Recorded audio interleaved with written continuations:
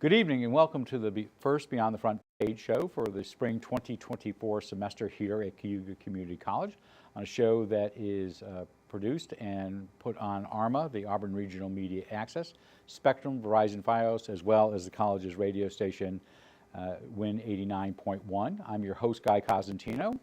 We are delighted to have in our studio today the Cayuga Museum of History and Arts, Geoffrey Starks, who is their Director of Development and Outreach, to talk about the museum and the research lab, as well as some upcoming events and exhibits they have, and also to talk about the big solar eclipse that has got a little bit of buzz already. So welcome to the show. We're delighted to have you here. Thank you, Guy. I'm really happy to be here. So first, for those who have never walked into the doors, how dare they not have been to the Cayuga Museum yet? What is the Cayuga Museum of Art and History? So my favorite word is eclectic when it comes to the Cayuga Museum. That is a great word for there. We are sort of a little bit of everything. We are actually Auburn's first art museum, so we are the oldest one here, and we are a local art museum, sort of the county history museum for Cayuga County, as well as the city museum for the city of Auburn. And we are you serve as the city historians as well for the city. Yes, as well. We are also the site of the Case Research Laboratory, where the movie tone sound on film system was invented, and also the Carriage House Theater. If you've ever heard of that, that's us as well. So let's take them in pieces. So first of all, when were you founded? We were founded in 1936, so almost 100 years. Okay, and the lab is part of that. What occurred in the lab? So the lab is, if you're facing the building on Genesee Street, if you go back on Washington Street, three in a row, the building in the middle. Yep, it's a very unassuming building. You wouldn't assume that it was a history-changing place, but basically that's where talkies were born. So the fact that we have sound film nowadays, the fact that you and I are talking to one another, that all started right here in Auburn. Theodore Case, so he owned the building, and how did it come into possession to become the museum? So Theodore Case was actually the one who contributed the building to our founders, including Walter Long, who I know we'll be talking about a little bit later. The Case actually, it was one of multiple mansions that he owned in town. He accumulated a lot of wealth. And there's one on South Street. Yeah, he's got one on South Street. Had Casa Wasco down on Wasco Lake. Wasn't really using it. He was approached by members of the Daubers Club for using the building, and they asked him his price, and apparently he said $1. What is the Daubers Club? The Daubers Club, we'll get talking about that with some of the exhibits coming up, but that was the painting club that started the Cayuga Museum. And so, and then you have the Carriage House in back, which is productions. I know a while ago, the Rev, or what people call the Musical Theater Festival, was doing some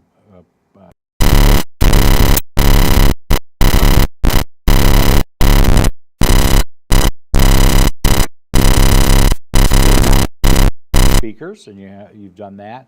So what is that main venue for at the Carriage House? So that's also tied to the Case legacy. That's actually where some of the first sound test films were ever made, all in that building. So some of the earliest sound recording studios. There are still recording studios in the building. So now the legacy of that. And that's up on the second floor? Yep, up on the second floor. Okay. So the legacy of that now is it's now a performing space, multi-arts, so traveling groups come through there. We use it for our own programming space, or it's really helpful as for partnerships, so such as the Seward House, where they don't necessarily have the space to be able to have like a larger gathering there. They're able to use the theater. Leadership Cayuga's had their annual luncheon there, so there's all types of space issues there that allow the community to use that. Yep, and rentals, there's bi-weekly Zumba classes in there. So, you know, it's a very multifaceted place. So how is the museum itself funded? So the museum is funded through a variety of places, a combination of grants from both state, foundational, sources, a few federal grants as well. Private individuals, very important, probably the most important support that we receive, because it's a combination of community support and people kind of all over the country. And then, So if you want to become a member, you can buy memberships Yes. at different levels. So if you want to become a member of the Cayuga Museum family, how do you do so? Well, you can either go to cayugamuseum.org/membership. We have all of the levels broken down there, or you What do can, they range from? they can range anywhere from $30 for a senior or a student level membership to a $1,000 Ted Case Society level membership. All have different benefits within them. We have 8 different tiers. So what for are some of the benefits you'll get? So obviously free. Everybody gets free membership, free access to the museum, discounted access to programs and events. You get guest passes, which allows you to bring friends with you or family members. Certain levels, you automatically get that rolled into your membership. Some places you get some additional swag, which includes free copies of the book on the history of the Case Research Laboratory, Breaking the Silence on Film. And then you also receive, Which was written by a member of the staff of the Cayuga Museum. Yes, our curator in the 1990s wrote that. Okay.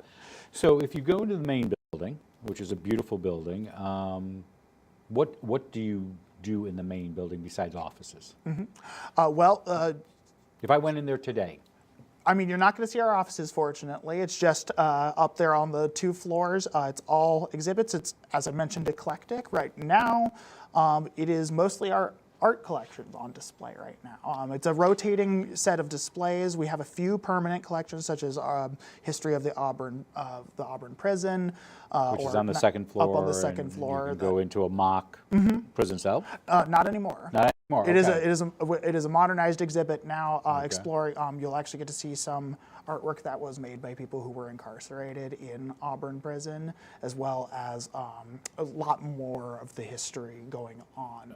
So apparently, I only go to the bookstore down the first floor, and then I got to go upstairs. So, how often do you change exhibits?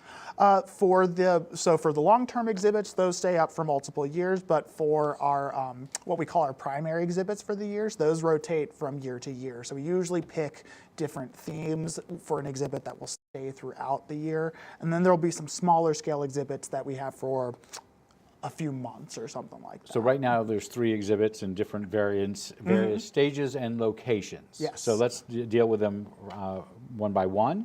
One is called Reconsideration Art After World Wars exhibit. So what is that? So that is taking a look at a lot of our painting collection were collected by our founder, Walter Long, who was a prolific artist in the Auburn, but also the international art scene.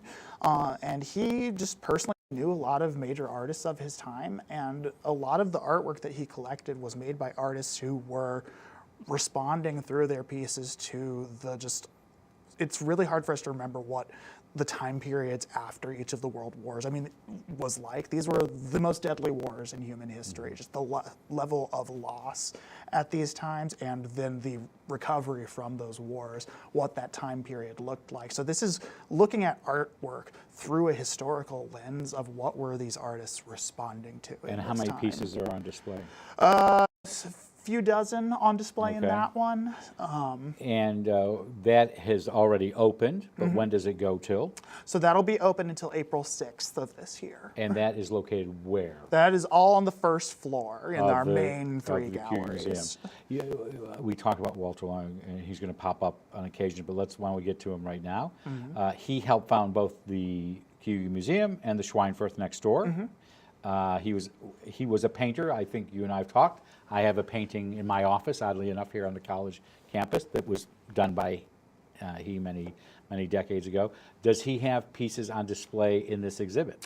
Not in that exhibit, but he does have some on display in the exhibit next door. Okay, we'll get to that one in a second. So there's also, not that I want to hawk things that you can make money on, but you have in front of you a new book. Which is on Walter Long. It's in the last year or so. What's the book about? So, as the title very cleverly tells you, it's about Walter Long, and it's really and it's chock full of art and pictures. Yeah. This is Who was it written by? It was written by his son, Leland Timothy Long, who is a good friend of the museum, was a big part of the museum, especially growing up in the 1950s and 60s. So get lots of fun stories about what things were like back then. Helped him with this, you and staff there? Yes, we helped with some of the fact checking on some of the stuff there and helped with some of the writing. So versus legend, this is, well, there might be stories in here, but it is based on timelines that you all have verified. Can you buy this at the museum? Yes, only at the museum. And only at the museum. How much are they? $30 each. And you have a bookstore there. I know there's a book on Auburn businesses. There's some other book. I think there's a Harry Tubman book there. What else do you sell in the bookstore? Various, sometimes local artwork that's made by people around Cayuga County. I know we have a number of pieces by a Ukrainian artist that we work with for some of our workshops. It's a very traditional Ukrainian embroidery style. And you did a program on embroidery in Ukraine recently. Just this past Sunday, actually. Okay. So I wanted to hawk the book. It's a beautifully laid out book. Everything from those of us who were kids and remember the Owasco Stockade up by what are now baseball fields up at Emerson Park and other things. But it's a great book, great gift as well. So second exhibit is The Americans Who Tell the Truth, Portraits by Robert Shetlerly? Shetlerly, okay. First of all, who is he? So he is an artist down in the DC area. He is, he started this project back in the early 2000s of kind of using these paintings with very, very famous people, portraying them, but with quotes from them, and sort of using these as inspiration, a way to sort of talk about the influence of people in the active process of our government. So it's a way to talk about, the diversity of American democracy. So where is that exhibit located? So the exhibit that we have on display is up on the second floor of the Cayuga Museum. And how many pieces are in that? That is about, I think there are 30 portraits on display, or a little more than that. And how long will that run? So that'll also be until April 6th. So interesting enough, that also has a partner in here with the Southern Cayuga Anne Frank Tree Project. How so? So they're actually the ones who brought that to us. So this is the works that are on display right now are prints of the original images, and it is organizations can purchase essentially a set of prints and then do their own displays then use these pieces as engagement tools, either through exhibitions or through, for instance, they did a guided experience on First Friday when we opened and explained what sort of the meaning behind some of the individuals was. For those who don't know what First Friday is? Yes. That is what? So on the first Friday of every month, whenever we are open to the public, we are actually free from 5 to 7:30 p.m. Usually we do some different events or have some different activities on display, so it's always a fun time for families to come in. Do you know what you have planned for March?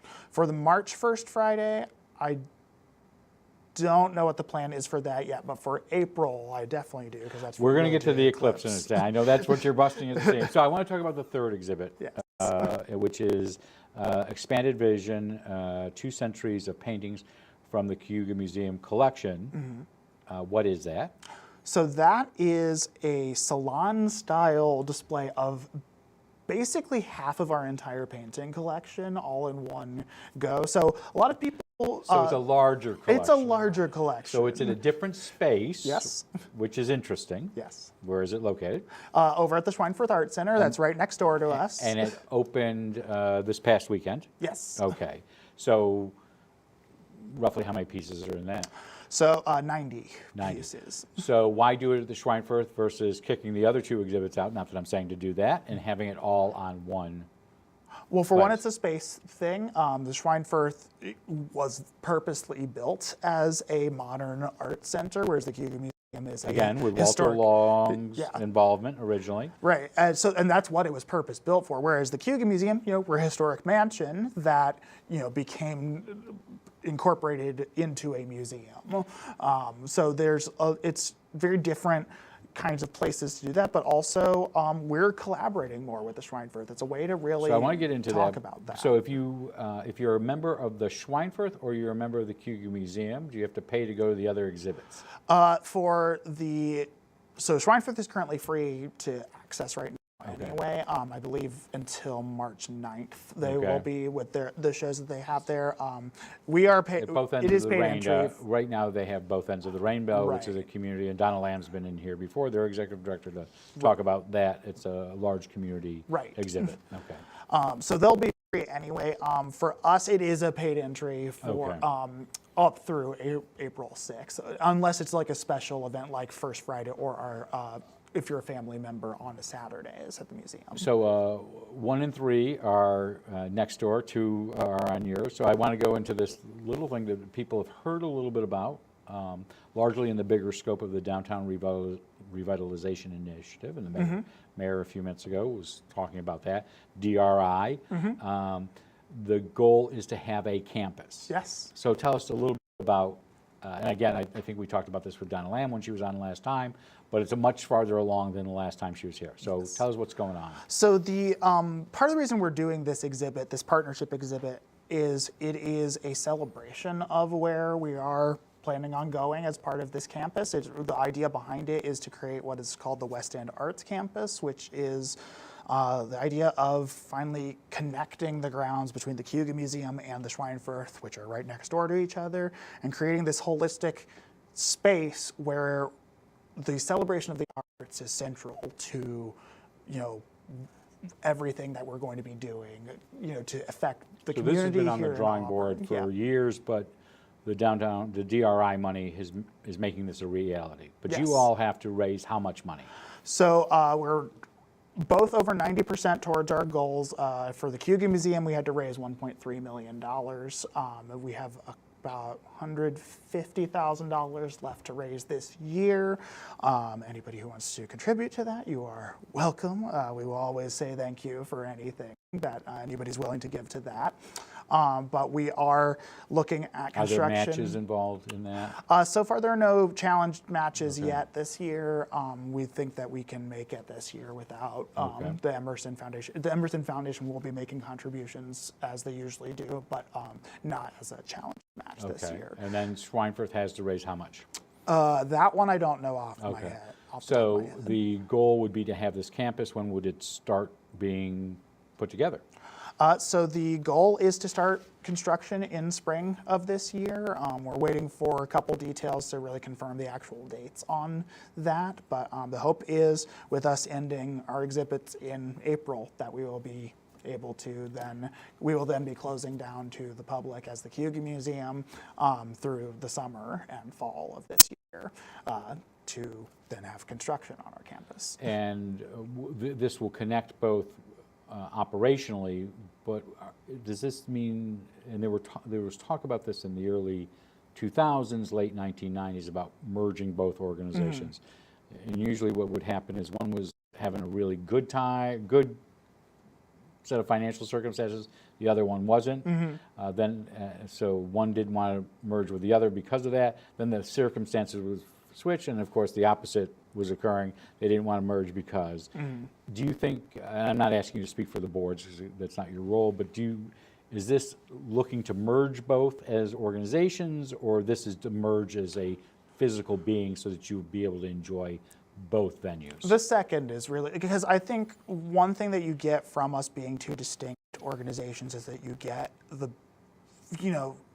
sort of the freedom of the interpretations of art from different perspectives. So like so on one hand you get the modern art that's created by sometimes locals or people all over the country over at the Schweinfurth Art Center, and then you can come next door, you get you're immersed in history and So historical whether it's made in New York or artwork. both ends of the rainbow, or over Right. where you have a different set of displays. Right.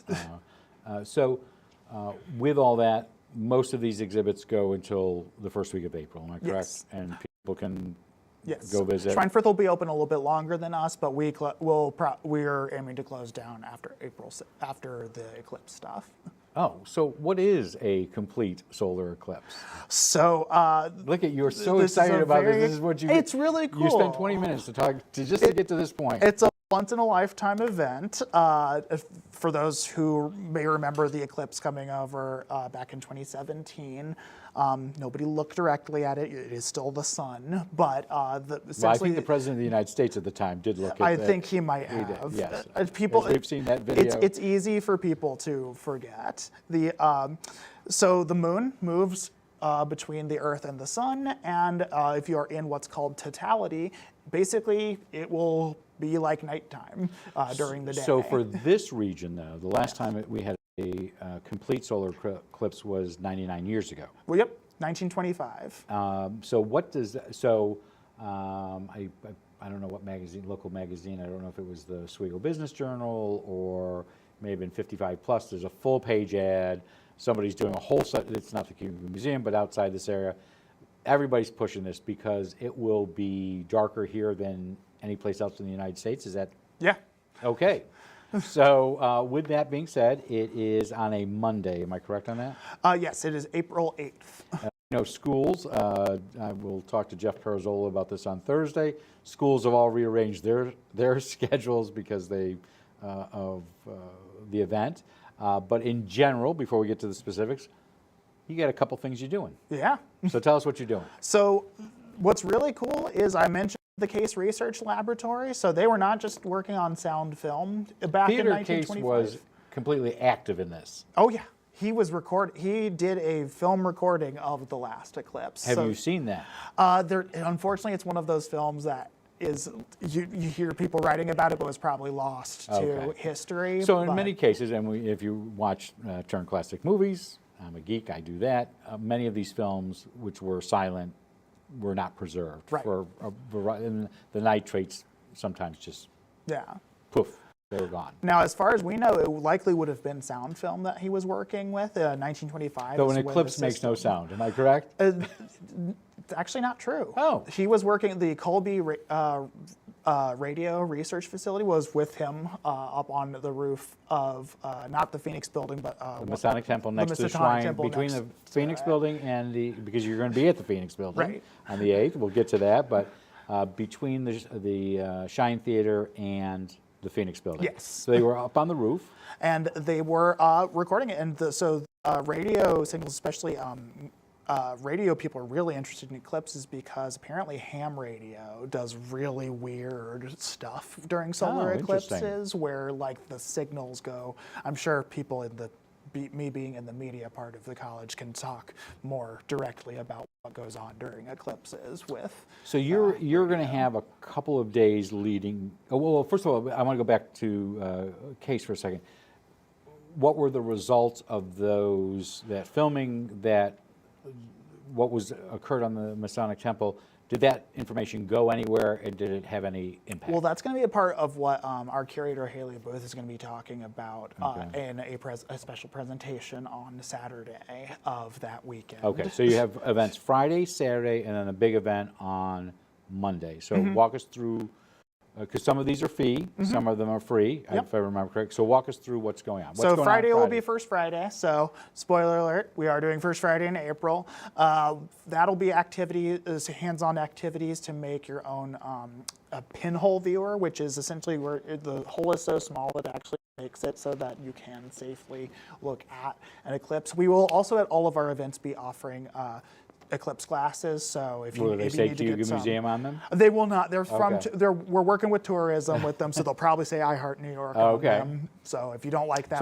so when I was a kid, the pinhole viewer was the thing that you did.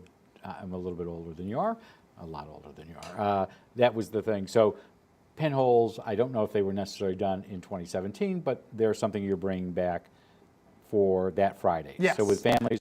And regular adults can come and make one as well. Oh yeah, it's not just kids, but I mean it's going to be kids. So if you don't want to make your craft, but it's a fun event between both campuses. It is always a fun event on a First Friday for both of you, whether it's the eclipse or not.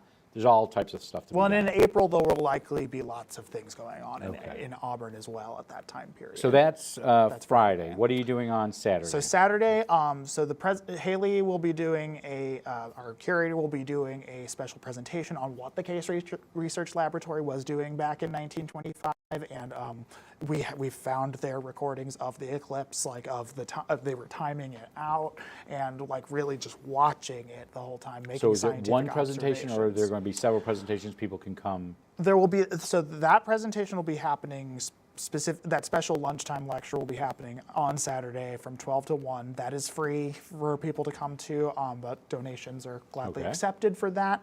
And then that evening, we are going to be doing a 1920s Jazz. costume party. Jazz, okay. So that'll be in the museum. We usually don't do And stuff. we should say, and it's not that we're having a solar eclipse here right now. There's a light that is flickering I was here. about to say, it's It's not the special effects for just the eclipse. So at that particular one, that is there's a fee associated with it, and we should say there's limited space in that one. Yes, because that one is going to be in the museum. We don't usually do celebrations in the museum. So that'll be a $60 for general admission, $50 for members of the museum. Thank you for mentioning membership earlier.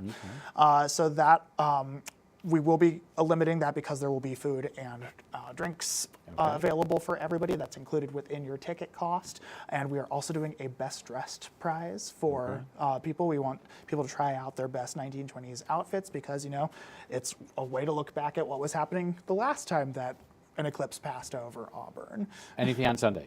Sunday, yes. Okay. We have a big event happening on Sunday from 1 to 4 p.m. We are going to be initiating the first Cayuga Museum STEAM Fair, which is going to be an assembly of about Science, technology, engineering, yes. arts, and mathematics. mathematics. Yes, sorry. So that is, or medicine if you talk to some Okay. people, but it basically science with arts and history kind of blended in. And is there. that's open to the public? Yep, that's going to be free and open. You're going to have about up to 10 organizations with booths in the Carriage House Theater. There's going to be organizations. I know CCC is going to have a table at this. Cornell's astronomy department is going to be there. We're going to have a planetarium at SUNY Cortland there. We're going to have people from ESF. We're going to have an independent artist. Each of them taking the concept of the eclipse or astronomy and looking at it from these different lenses with hands-on activities. And then at the each of big day booths. is April 8th, so run us through that quickly so that we know, or not quickly, but what's going on that day? So that's a very interesting, that's going to be a very different experience. So that's going to be, and very exclusive because we are going to be up on the Phoenix Building roof, which is the tallest building in downtown Auburn, very distinctive for those who, you would know it if you don't know the Phoenix Building name. It's the big clock tower Right. down right at the center It's a of big sign in downtown. front of the building. Well, if That's people, right. I Next to work in a Swabby's museum. is- Not I'm everybody reads. I understand. So what's going to be done that day? So we are going to be doing a special viewing event from there. First, Rain or shine? Rain or Hopefully shine. no rain, Hopefully no rain. no clouds. We will be going through the Phoenix Building. You'll be able to go on an exclusive tour of the building with lunch provided beforehand. And then we will go up to the roof after a special presentation on the eclipse and a talk And there is a about fee that. associated with that. Yes, so that one is a $250 fee because it is going to be a very limited event. And you can go to the website for the Cayuga Yes. Museum and look at all those prices. Okay. Yes. I want to ask you two last questions. One is, do you have a favorite item in the collection? We did an exhibit back during the pandemic where each of the staff, we did a staff picks exhibit, and I like the really weird stuff that has nothing to do with the museum, like with Cayuga County and things like that. I love the Cayuga County stuff because that's the stuff that's why we exist as an institution. But finding the random, I found a Babylonian cuneiform tablet up in there that's 4,000 years old. Very cool. So I think that's one of my favorite. And the collection's wide ranging for Yes. those. So again, we want to pitch that if you go to the website, the next solar eclipse is not until 2045, if I remember correctly. That sounds right. About 21 years from now or so. So there's a lot of stuff going on at the Cayuga Museum. There's the 3 exhibits, 2 at the corner of Schweinfurth, But we want to thank Jeff Starks, the Director of Development and Outreach, for joining us over the last half hour to talk about a lot of great things that are going on at the Cayuga Museum. And you can go to the website, which is? CayugaMuseum.org. And then look up things for April 8th, which is a Monday, where there will be a complete solar eclipse. Yeah. Thank you for joining us. Thank you. We will be back in just well, in fact, we'll be back on Thursday with an extended interview with Auburn Superintendent of Schools, Jeff Perizzola, to discuss his recent decision to retire, and we want to talk to him about what the process will be to replace him, as well as how Governor Hochul's state aid formula is going to impact Auburn for their next upcoming budget, which starts on July 1st. In the coming weeks, we'll have Assemblyman John Lamondis in here, Cayuga County Legislative Chair Aileen McNabb Coleman. We'll have representatives in 2 weeks from the Food Bank of Central New York, a very cool Eagle project which we're going to talk about with a registry that will have massive implications locally, which we encourage you to watch, as well as a number of other shows that we're planning over the next couple of weeks. We'd like to let you know that you can send us your questions or thoughts by sending them to COZGUYTHO for either Beyond the Front Page or Inside Government, and we will ask those of our guests as well. But until Thursday, we hope you have a safe 2 days, and we'll see you back here in the studio on Thursday with Auburn Superintendent of Schools, Jeff Perizzola. I'm Guy Cosentino for the college. Have a good night.